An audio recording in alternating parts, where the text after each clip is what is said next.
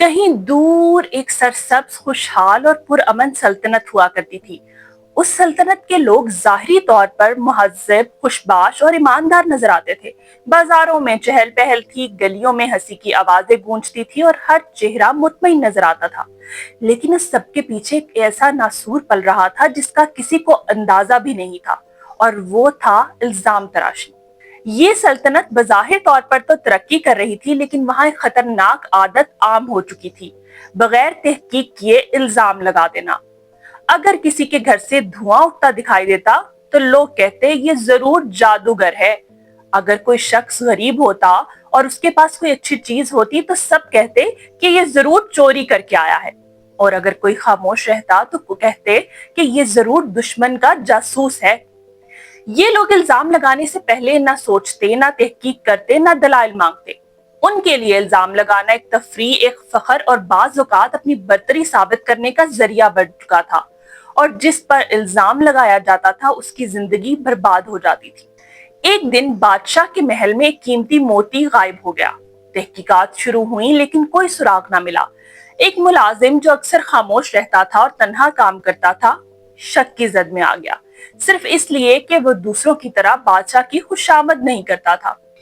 عوام میں بات پھیل گئی، لوگوں نے کہا یہی ہوگا، ہمیشہ چپ رہتا ہے، ضرور کچھ چھپا رہا ہے۔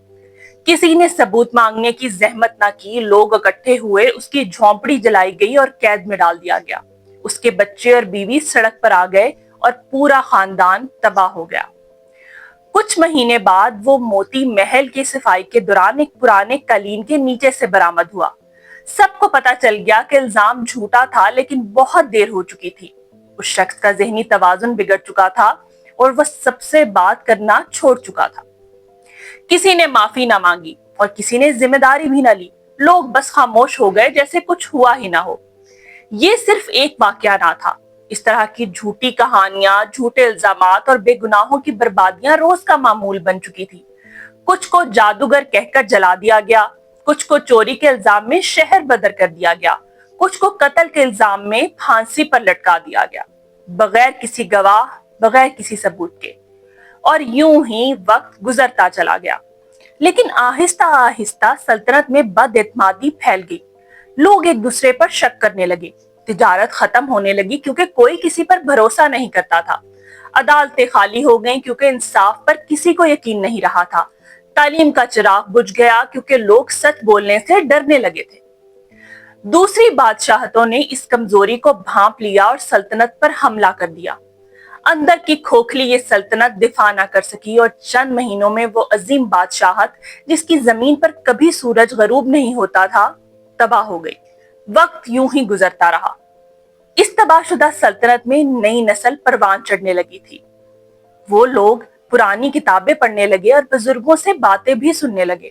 انہوں نے یہ بات جانی کہ کس طرح ان کے آباء و اجداد بغیر کچھ سوچے سمجھے الزام لگا کر دوسروں کی زندگی برباد کرتے تھے۔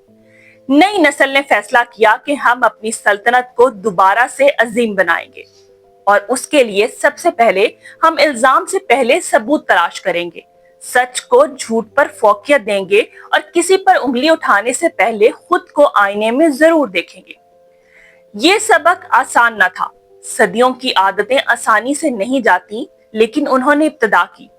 عدالتیں بحال ہوئیں، گواہی کو اہمیت دی گئی اور سب سے بڑھ کر معافی مانگنا سیکھا گیا۔ اگرچہ وہ سلطنت پھر سے ویسی عظیم سلطنت تو نہیں رہی جیسی وہ پہلے تھی، لیکن وہاں کے لوگ سوچ سمجھ کر بات کرنے لگے تھے۔ وہ جانتے تھے کہ جھوٹا الزام صرف ایک فرد کو نہیں، پورے معاشرے کو برباد کر دیتا ہے۔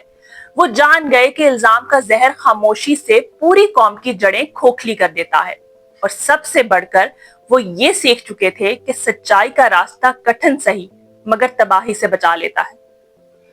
الفاظ تیر کی طرح ہوتے ہیں، ایک بار چل جائیں تو واپس نہیں آتے۔ جھوٹے الزام کا زہر کبھی صرف الزام لگانے والے تک محدود نہیں رہتا، وہ پوری قوم کو نکل جاتا ہے۔ تو پیارے بچوں، آج کی کہانی سے ہم نے کیا سیکھا؟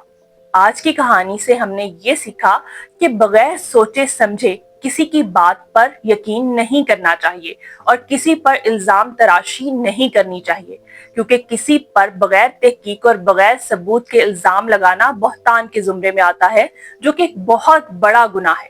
اس لیے اگر آپ کو کسی کے بارے میں کوئی بات پتہ چلتی ہے تو سب سے پہلے اس کے بارے میں تحقیق کریں اور ثبوت اکٹھے کریں۔ آپ کو آج کی کہانی کیسی لگی؟ اگر آپ کو آج کی کہانی اچھی لگی ہو تو چینل کو لائک کریں، شیئر کریں اور سبسکرائب کریں۔ اور ہاں، بیل آئیکن کو دبانا مت بھولیے گا تاکہ ہر نئی کہانی آپ کو بر وقت سننے کو مل سکے۔